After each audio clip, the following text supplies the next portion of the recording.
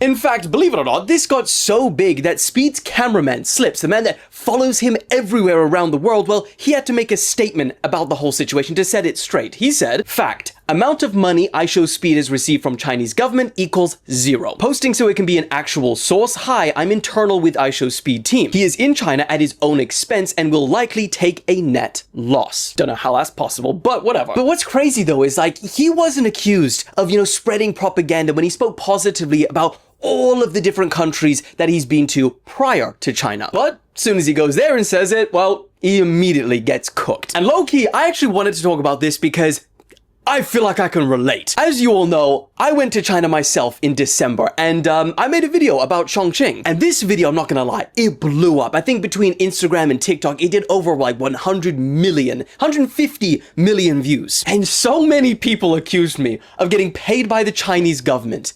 Why? Well, because people don't often go to China. It's just wow, because anyone, vlogs Paris. Wow, that's so aesthetic. Someone records in Japan and they're like, wow, they're so respectful, such an amazing culture. And then as soon as someone says something good about China, you're immediately a freaking puppet of the state.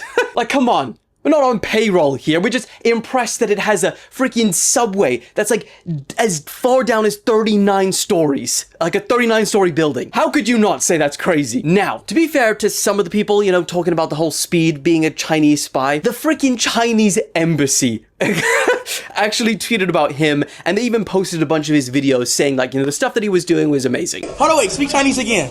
欢迎来成都. Hey, sweetie, it's working.